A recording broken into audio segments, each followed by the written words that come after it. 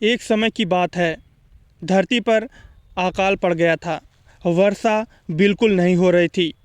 सभी तालाब सूख रहे थे। तालाबों को सूखता देख एक मेढक को बहुत चिंता हुई। उसने सोचा कि अगर ऐसा ही रहा तो हम लोग भूखे मर जाएंगे। वह अकाल के बारे में स्वर्ग के राजा को जाकर यह बात बताने की कोशिश उसने किया। साहस कर मेढक अकेला ही स्वर्ग की ओर चल पड़ा। राह में उसे मधुमक्खियों का एक झुंड मिला। मधुमक्खियों ने के पूछने पर उसने बताया कि भूख से मरने से अच्छा है कि कुछ किया जाए। मधुमक्खियों का हाल भी अच्छा नहीं था। जब फूल ही नहीं रहे तो उन्हें शहद कहाँ से मिलता। वो भी मेढक के साथ चल दी। आगे जाने पर उन्हें एक मुर्गा मिला। मुर्गा बहुत ही उदास था। जब फसल ही नहीं हुई तो उसे दाने कहाँ से मिलते।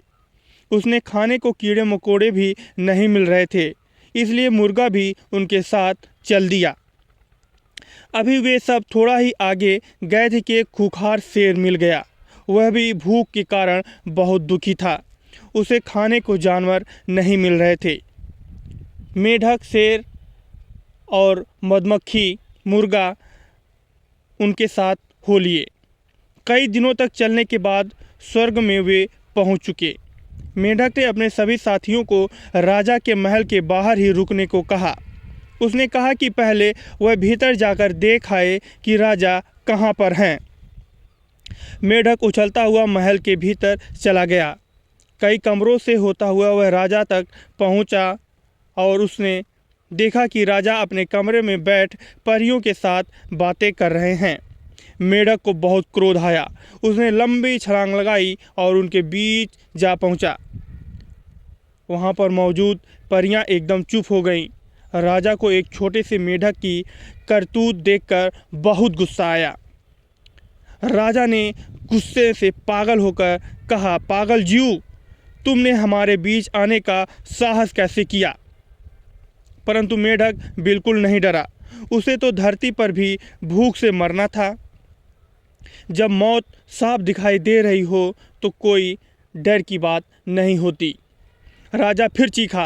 पहरेदार भागे आए ताकि मेढक को पकड़कर महल के बाहर निकाल दिया जाए, मगर मेढक इधर उधर उछलता देख मंत्री और पहरेदार उसे पकड़ नहीं पाए।